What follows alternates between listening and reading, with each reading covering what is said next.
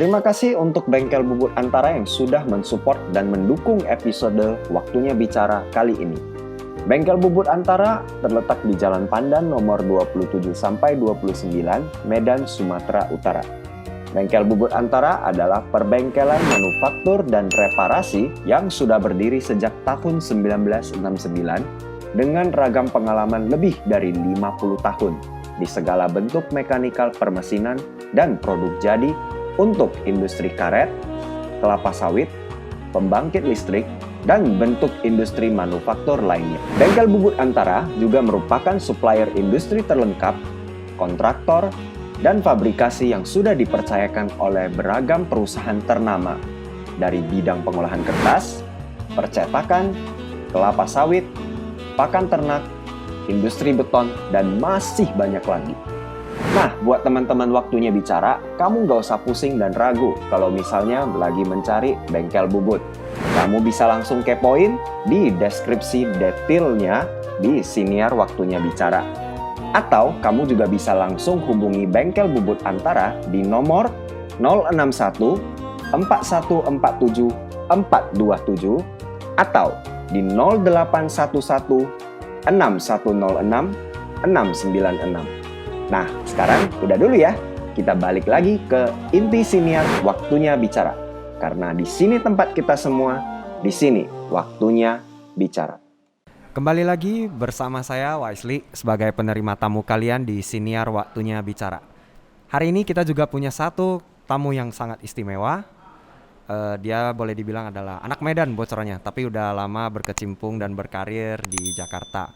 Dia juga punya seragam pencapaian di level nasional, pernah menjuarai kompetisi First Indonesia Open Barista Champion di tahun 2012. Itu kalau teman-teman nggak tahu silakan di Google kompetisi apa. Yang pasti itu adalah kompetisi pertama di Indonesia di bidang kopi gitu. Lalu di tahun berikutnya juga beliau ini juga berhasil menjadi runner up Indonesia Barista Championship 2013. Sampai akhirnya perjalanan karirnya itu di tahun 2015 beliau membuka kedai kopi yang kemudian lebih dikenal dengan sebutan Ombe Coffee di daerah Pluit, Jakarta. Cukup populer di sosmed kedai kopi ini sampai dikenal dengan tagarnya People of Ombe. Dan ternyata di tahun 2020 ini Ombe Coffee sudah memiliki 9 cabang yang tersebar di banyak titik di Jakarta. Dari Pluit, Cikajang sampai yang terbaru ada di Menteng.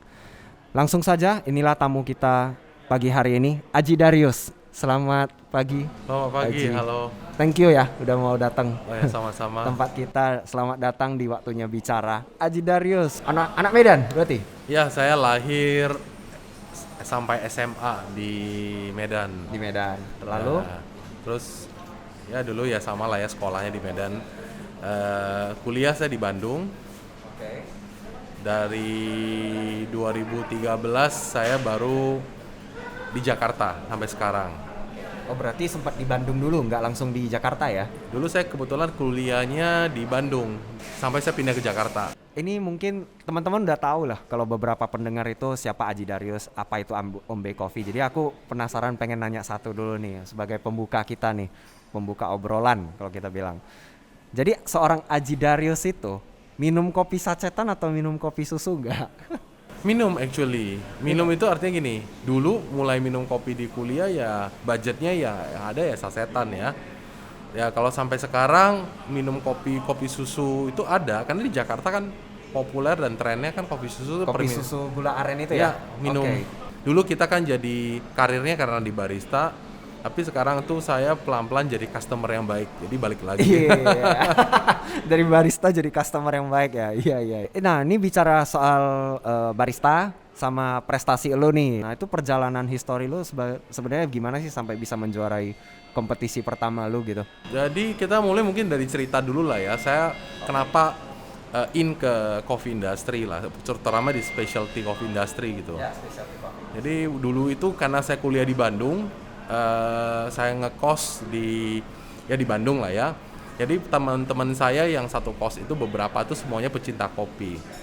Jadi teman saya juga sama saya itu teman-teman lah suka banyak backpacking gitu kan. Jadi ketika balik-balik dari backpacking mereka suka bawa kopi dari masing-masing tempat gitu kan. Jadi karena kita suka ngopi bareng di kos.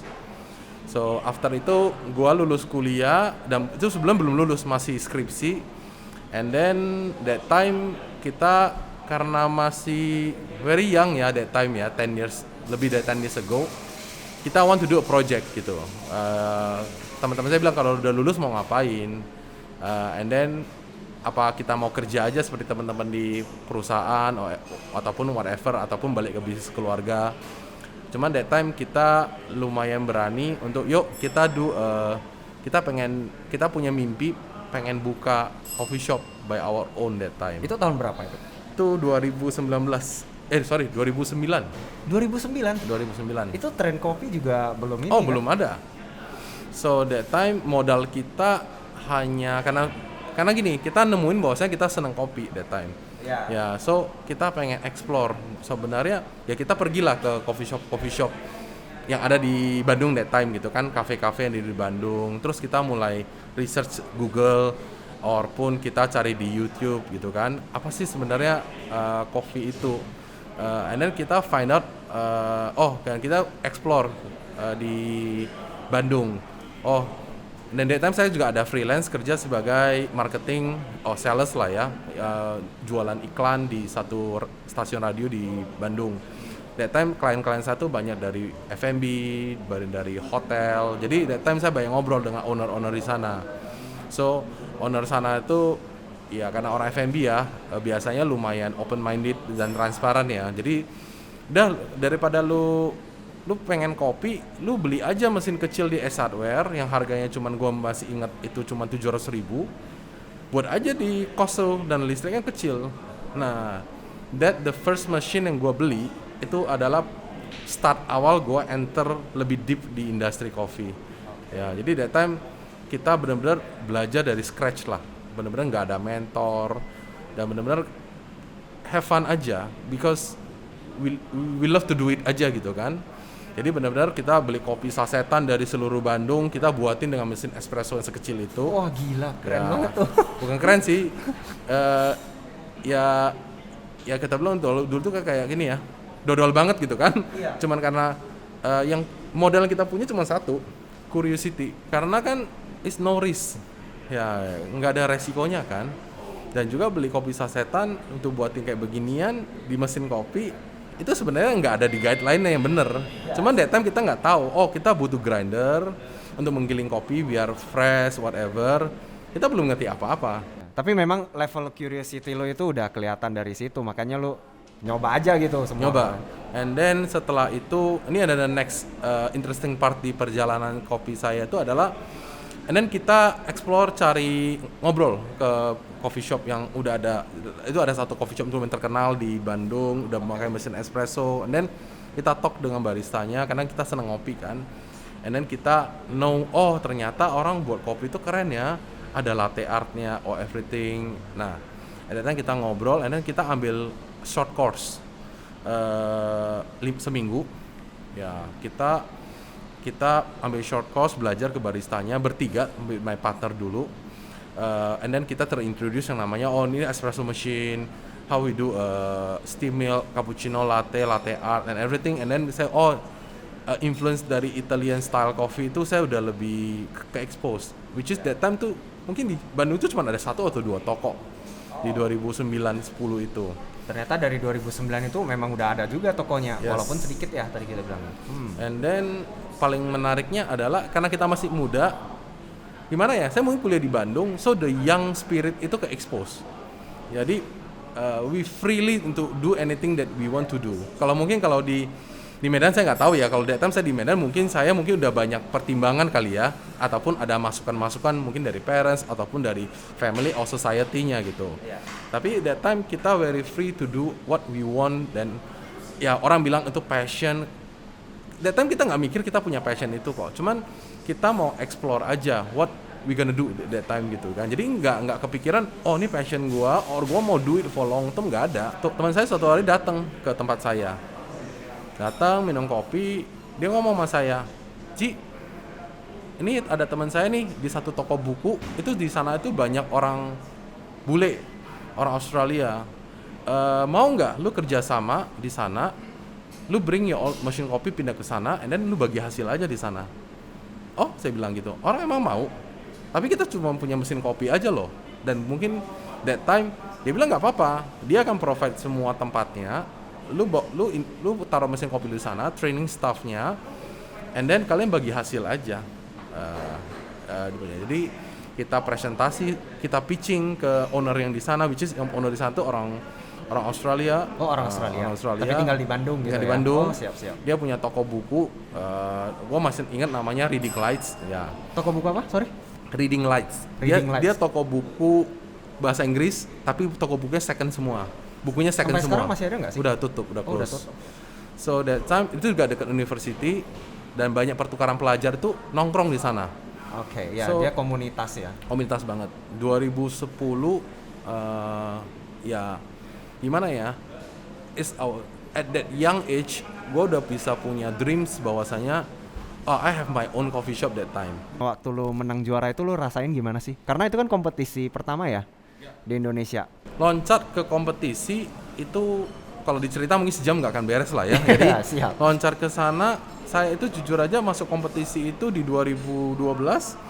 Kerjaan saya itu ada 2. Saya pagi dari jam 8 sampai jam 5 itu kerjaan saya itu adalah jualan roasted beans.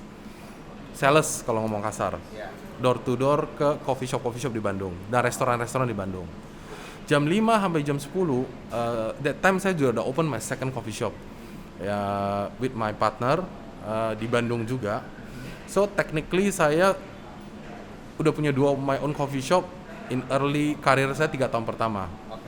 So and then ketika customer saya itu info ke saya, Ji ada kompetisi barista, lu mau ikutan nggak?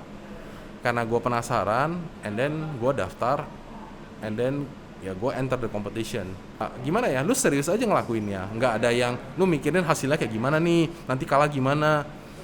Kayak karena kita penasaran dan want to do it, ya kita juga tiap hari kita latihan, and then do it the right way.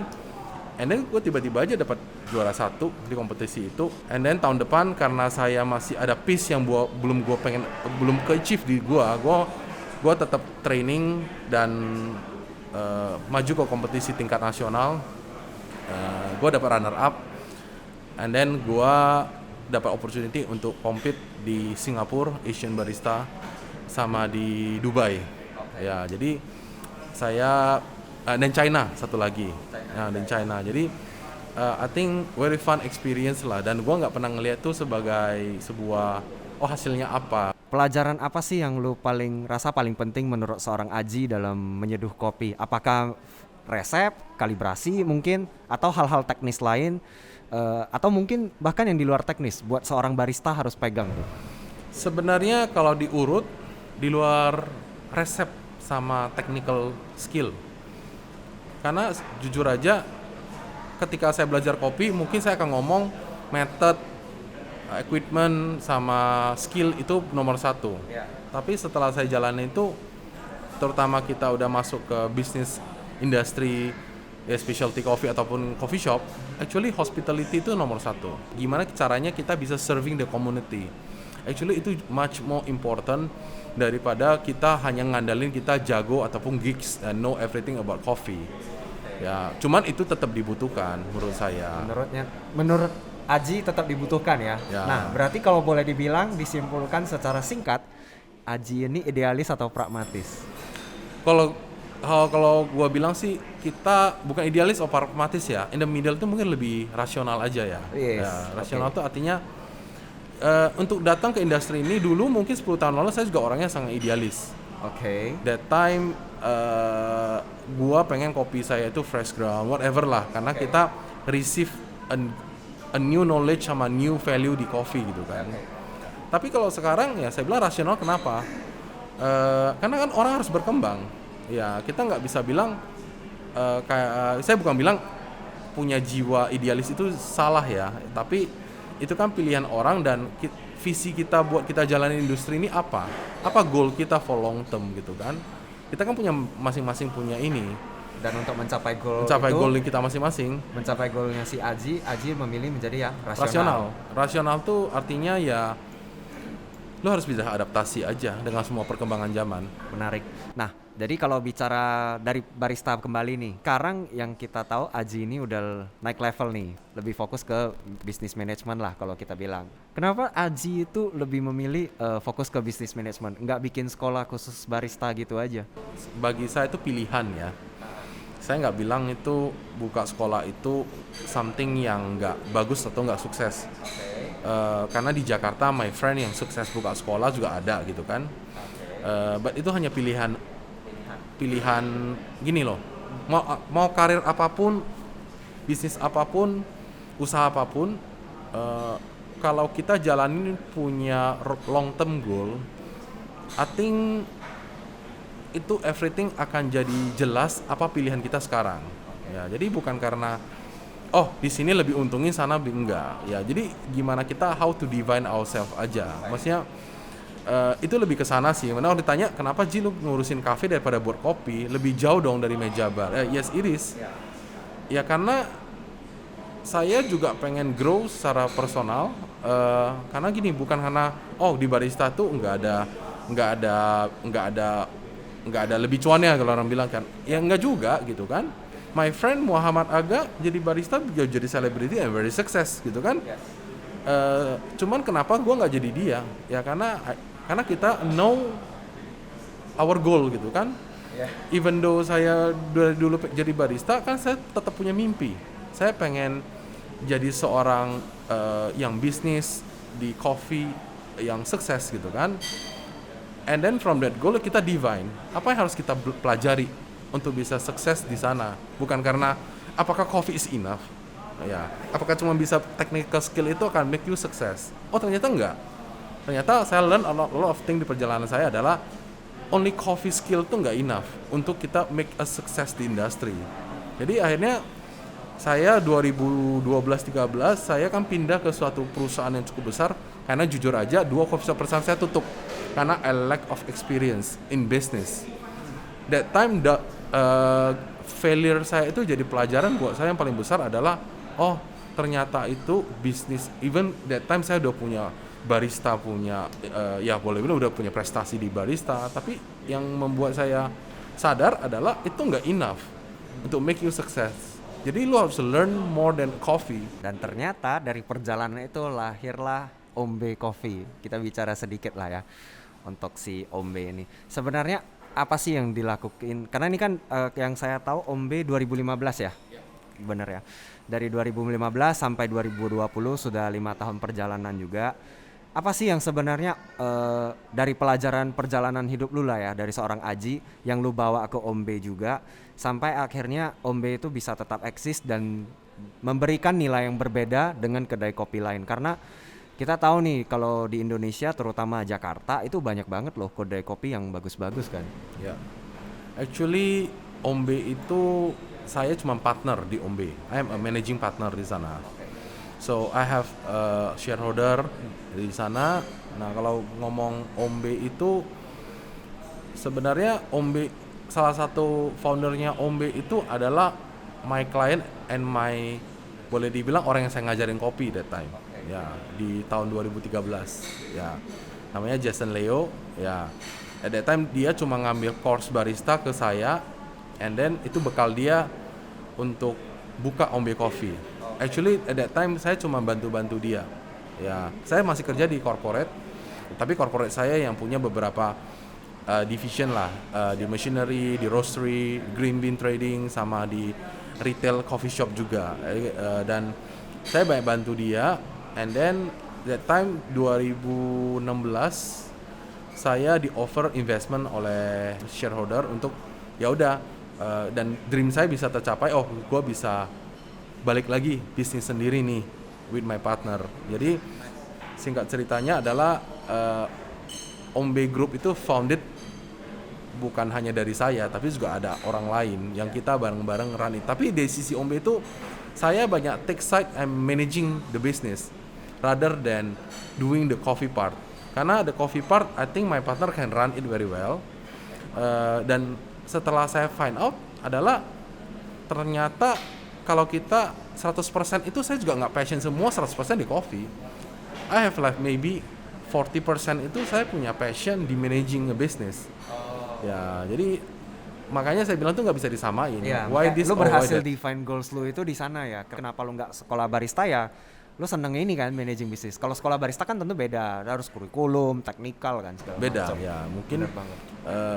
makanya dari itu I start dari sana tuh saya nggak berhenti belajar. And then gue paling ingat ketika saya udah managing bisnis, akhirnya saya buka semua buku-buku kuliah saya. And then saya start untuk learning finance, gue start learning operation lagi, and gue start untuk learning yang everything about management aspect untuk grow and grow the business gitu kan. Nah, jadi perjalanan kita untuk terus belajar itu sebenarnya kalau ditanya Ombe bisa sampai 9-10 toko itu modalnya apa? Modalnya cuma 2, curious, kedua ya terus belajar gitu kan. Jadi bukan karena Ombe karena ya ininya ada ini, ada itu, ada shareholder, ada investor, bukan itu ya. Gimana caranya managing satu toko? Sekarang kita udah punya 4 toko. Gimana caranya kita managing 5 toko? Gimana caranya replicate konsistensi untuk produce coffee barista ke barista? Gimana caranya kita bisa train orang untuk dapat quality dari service yang more or less sama di suatu toko? Itu kan semuanya adalah PR sama proses gitu kan. Dan itu nggak bisa di-cut atau di apa ya? Ya, itu nggak bisa dibeli Ya. secara cash dan itu harus dikerjakan by time. By time dan hanya dengan waktulah yang membuktikan ini ya. Dan perjalanan. konsistensi kita untuk tetap mau kerjain itulah salah satu kunci yang kita bisa sharing gitu kan. Menarik nih tentang managing bisnis, apakah itu juga yang menjawab curiosity-nya si Aji akhirnya buat craft beer. Ini kan aku lihat ternyata kan sekarang udah mulai ngarahnya ke craft beer juga. Kenapa masuk ke ini? Apakah memang cuman hobi atau gimana? Actually itu lebih ke part of business strategy rather than karena gue suka bir gitu, enggak juga. Actually gue bukan orang yang peminum. Singkat cerita yang lebih interested itu kita di Ombe Coffee itu ada 10% produk kita tuh jualan craft beer. Ya, so one day salah satu yang punya building give us an investment untuk build this project. Ya, jadi that time saya juga nggak ngerti apa-apa soal this industry, craft beer industry. Actually sampai sekarang juga very new. Ya, saya travel ke Jepang, ke Singapura, ya untuk cari tahu ini apa sih sebenarnya gitu kan. Nah, ketika balik lagi ke diri saya sebenarnya ketika kita udah managing coffee shop business itu aspeknya juga bukan coffee aja, itu udah naik level ke satu level namanya kita udah managing F&B business ya. Jadi F&B business itu udah gak hanya ngomong kopi doang, lo harus ngomongin banyak produk, food, services, service lah, dan many aspek ya, location, marketing, operation dan lain-lain gitu kan. Jadi ketika balik lagi saya managing craft beer prototype craft beer itu adalah kita salah satu yang pertama di Indonesia. Ya, challenge buat saya adalah saya bukan ngeliat ini adalah I want become the first one di Indonesia, itu nggak penting. Yang saya lihat tuh adalah the trend in whole around Asia dan di dunia itu trennya ke craft beer. Orang mau divine produk yang lebih baik, bukan artinya produk yang lebih mahal gitu kan. Nah, saya ngelihat adalah ini seperti kopi. Dulu 10 tahun yang lalu saya ngelihat tren kopi juga begitu. Tiba-tiba di Asia terutama ya, trennya semuanya orang ngarah ke kopi gitu kan. And then saya ngelihat craft beer itu more or less sama. Ya, and then tapi singkat ceritanya adalah I'm step in to learn. Ya, bukan whatever A, B, C, D, ini gimana. Karena bagi saya adalah pelajaran yang paling berharga adalah ketika lu kerjain. Ya. Karena memang lo define goals lo itu di sana sih, di by purpose lah. Gua kalau gua dengar dari obrolan kita lah ya dari tadi. Oke, mungkin aku pengen sedikit nanya juga karena lu pernah sempat share salah satu quotes di postingan IG lo. Lo pernah ngepost growth involves setbacks and a setback is a setup for comeback. Nah, ini kan quotes-nya ini kayaknya bermakna buat lu nih sampai lu share juga kan di sosial media. Itu sebenarnya kenapa lu sampai ngeposting hal begituan? Actually Itu buku yang lumayan saya suka, yaitu dari salah satu orang yang membesarkan Astra International. Jadi dari Bapak TP Rahmat bukunya. Jadi actually kalau balik the quotes-nya itu sebenarnya keywordnya cuma satu, setback. Setback tuh banyak arti. Itu bisa mundur, failure, and everything gitu kan. Jadi menurut saya sih, saya udah make a lot of mistake ketika saya muda. Jadi I earned the lesson earlier rather than another guys di industri. Saya udah buka 2 shop and then close down, ya kan. Dan saya kerja balik, and then I face a lot of problem, issue. Even though bisnis sampai sekarang with my partner, saya juga do a lot of mistake and failure. Saya buka ombe semua juga nggak semuanya happy gitu kan. Ya, jadi tapi ketika kita ngelihat ke belakang dan kita ngelihat hari ini dibandingkan ya mungkin ke teman-teman lain, saya ngerasa bahwasanya I'm growth udah satu level di atas yang kita mau. Ya, jadi boleh dibilang ya setback itu sebenarnya ya intinya gini loh, growth itu butuh gagal, ya kan, itu aja. Dan kalau kamu tidak gagal, tidak do it, ya kamu tidak ada experience ataupun reason to success.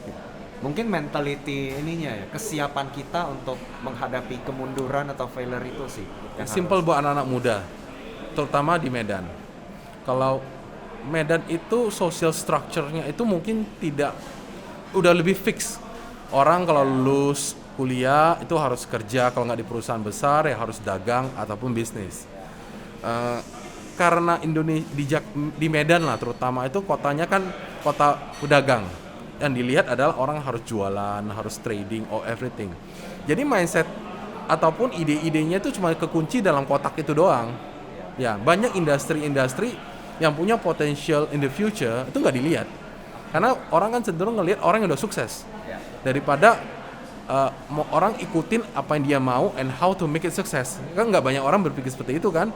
Karena dulu kopi dulu tuh, gue dulu itu mau, I told my mom, my parents, gue mau jadi barista di kopi, gue dicela habis-habisan. Ya, dan what for? Lu kuliah and then lu jadi tukang kopi. Ya, tapi karena kita yakin dan kita punya tujuan dan kita punya passion di dalam industri ini, kita kan bisa define our success in our way. Ya, mungkin kita bukan, saya nggak percaya orang yang bilang, saya mau kaya sebelum umur 30 and then jadi billionaire gitu. Ya, kalau kita ngelihat di tech company orang muda-muda ya udah sukses. Tapi orang tidak ngelihat adalah proses dan reason how people bisa sukses. Ya, dan orang hanya ngelihat dia mau sukses secara finansialnya aja. Tapi dia tidak pernah ngelihat adalah contohnya di kopi. Saya sudah komit dari awal. Kalau lu mau sukses di industri F&B, you should go it long term. Ya kan? Lu udah tahu. Udah tahu. Ya. Pengorbanannya ya di waktu. Nggak usah itu. Orang sukses di Indonesia doing the things in the long term. Nggak ada yang kerjain. Ada beberapa yang lucky guys. Ya mungkin 2 tahun dia sukses. But the question is, bisa nggak kita sustain? Lu mau continuously learning nggak? Dan improve nggak gitu kan? Itu kan yang nggak ada. Kadang-kadang udah sukses, merasa dia udah di atas angin, and then protect what they have. Ya, banyak orang kan berpikir, terutama di Medan saya melihat conventional mindset tuh masih banyak. Ya, jadi takut diambil, takut diserang, dan takut direplicate. Kalau kita continuous learning and improve, kita bisa create many value. Lo mau ambil nggak apa-apa, gue create yang lain, ya it's okay. Bahkan kita need to share more value, ya kan? Bahkan saya banyak ngajarin orang untuk, atau sharing ke orang, gimana caranya operate coffee shop nih yang bener. Bisnis lu make sense tau enggak, investment lu. How-nya gimana?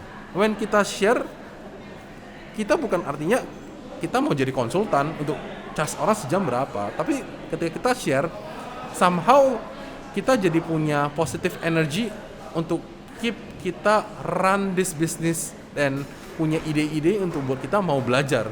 Ya, karena kita running apapun itu kan kadang-kadang ada masa-masa jenuh, masa-masa down-nya. Ya, ada masalah yang kita hadapin. Tapi kan lu harus tetap mengisi itu dengan positive energy yang buat kita kayak kita tetap semangat.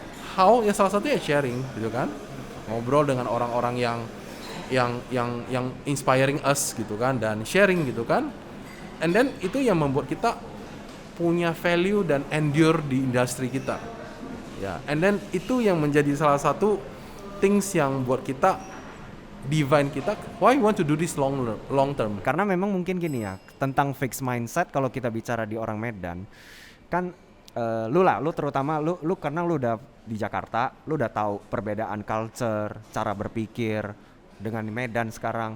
Tapi di sisi lain gua nih yang di Medan terus nih misalnya kan, gua ngelihat juga banyak anak muda yang udah pulang nih tapi punya mindset kayak lu, cuman karena terjebak mungkin karena faktor orang tua dan bisnis yang sudah ada, mereka jadi susah untuk menjadi growth mindset padahal udah kuliah jauh-jauh misalnya dan sudah punya privilege kesempatan inilah, sayang banget kayak nggak dimaksimalkan. Somehow simple kata gini, kadang kita harus bandel apa yang kita yakin ya. Kalau gini loh, social pressure sama kita bilang parents lah, dari paling simple lah, yang paling nggak bisa kita tolak kan pressure dari orang tua ataupun dari family. Apalagi ya I know that's not easy buat semua orang untuk ini. Kalau saya cuma ngomong gini, for example you di creative content pasti juga nggak easy gitu kan. Poinnya adalah ketika you really want it, jangan stop di sana. The next questionnya adalah how you become a success in this industry. Itu orang nggak pernah divine ya. Orang hanya stop, gue mau for example gini, orang pulang dari manapun dia sekolah karena dia dari keluarga berada, dia minta parentsnya invest dia ataupun his family invest dia dibuka one coffee shop. And then so what? Gue bilang gitu.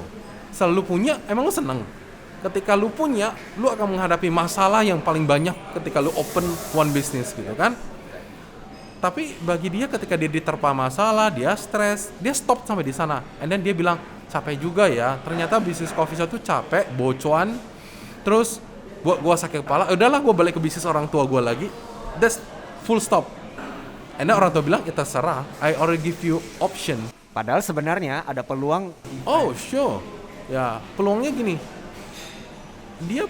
dia punya right question nggak buat diri dia untuk kayak, oh gue gagal nih sekali, gimana caranya I make it better for the nextnya. Ya jadi itu kan yang belum tentu orang mau bertanya. Bukan artinya dia harus pinter ya, saya tuh sekolah paling jelek loh dan lain-lain gitu kan. Tapi saya hanya punya dua modal, curiosity dan asking a right question aja gitu kan. Sebenarnya saya nggak believe yang namanya semua orang jual e-commerce online gitu kan. Saya bilang kita serah ya, tapi gini loh, dia punya passion, mau learn deep, mau explore, mau belajar lebih, dan mau invest time nggak buat dia serius dan all out. Itu kan belum tentu banyak orang mau. Orang hanya pengen lihat manisnya aja, tapi susahnya nggak mau dimakan gitu kan. Bagi teman-teman yang di Medan merasa sebenarnya nggak ada barrier kok, apalagi dengan teknologi kayak sekarang ya. Kalian udah punya media, social media, udah punya YouTube, lu bisa akses whole around the world gitu kan. Dan lu juga bisa ke-expose whole around Indonesia. Punya long term purposes gak? Ya, long term purposes ini kayaknya gua lihat lu sering mention dan boleh dibilang jadi kayak abstrak dari inilah ya, dari pembicaraan kita. Gua penasaran sebenarnya lu dapat pemahaman dan pemikiran ini dari mana? Apakah dari buku atau dari teman-teman, keluarga atau Gua banyak dapat karena dulu waktu kuliah gua orangnya senang baca buku. Ya, jadi saya banyak read a lot of motivation book, business, dan saya suka ikut seminar-seminar dari orang-orang yang influencing lah di business and everything itu. Dan saya juga sangat aktif berorganisasi, so I met a lot of people, a lot of leader gitu kan. Jadi that soft skill yang divine dan kasih modal saya untuk bisa keep going on sampai sekarang. Kalau orang yang inspirasi banyak ya, salah satu adalah guru saya yang di Bandung, guru spiritual saya di Bandung. Dia lead saya untuk jadi how to become a good leader tuh gimana, in a good ethics gitu. Tapi sekumpulan proses ini adalah definition satu, continuously improve dan learn gitu kan. Itu yang nggak boleh hilang. Kayak Kaizen lah, orang Jepang bilang gitu kan. Orang sekarang ataupun anak muda sekarang saking terlalu banyaknya informasi, mikirnya lebih banyak daripada ngelakuin. Ya, itu is a right thing. Saking pinternya, saking banyak data di otaknya, dia nggak bisa execute it. Kalau kalian sudah nemukan apa yang kalian mau, kalian jangan hanya stop di that conversion. Apa ya definisinya? Maniak gitu. Ya, lu deep into it, semuanya by time, and then perjalanan kamu itu yang akan ngedivine. Yang paling berharga adalah ketika lu nemuin apa yang lu mau kerjain dan lu yakin ini mau something yang kamu mau lakuin for long term, gue yakin orang akan sukses kok. Ini menarik sih cara mindset kayak misalnya yang Aji share hari ini ke kita teman-teman semua pendengar. Aku rasa mudah-mudahan bisa cukup membuka pikiran kita, terutama kita yang masih di Medan misalnya lah terutama. Oke, jadi BTW untuk nutup nih, jadi Om B itu mungkin nggak sih buka di Medan sebenarnya? Very soon. Very soon? Ya, mungkin 2-3 bulan lagi kita akan open our branch di Medan. Oh, ini serius emang mau? Yes. Oh, Actually okay. this project udah di plan dari last year. Ya, cuman karena ada COVID kita agak. Oke. Ini memang bentuk kontribusi lu ke Medan apa gimana nih? No, not really. It's all business decision. Business decision. Oke. Menarik nih. Baiklah, kita tunggu sepak terjang Aji Darius kembali di Medan setelah 10 tahun berkelana di Jakarta dan Bandung. Thank you. Oke, aku coba sum up ya hasil obrolan kita hari ini. Jadi teman-teman semua, inilah Aji Darius ya. Beliau juga share bagaimana perjalanan histori dia menjuarai kompetisi barista pertama di Indonesia. Lalu perjalanan paling awalnya bahkan dengan mesin kopi 700.000 tadi sempat disinggung juga, dan mereka bagaimana menikmati proses itu. Kalau kita lihat pembicaraannya itu memang lebih banyak membahas tentang long term purpose. Yang paling penting itu menurut seorang Aji adalah bagaimana kita itu semua bisa define the goals. Pingin grow secara personal itu untuk long term itu kita mau kemana. Jadi memang harus siap juga.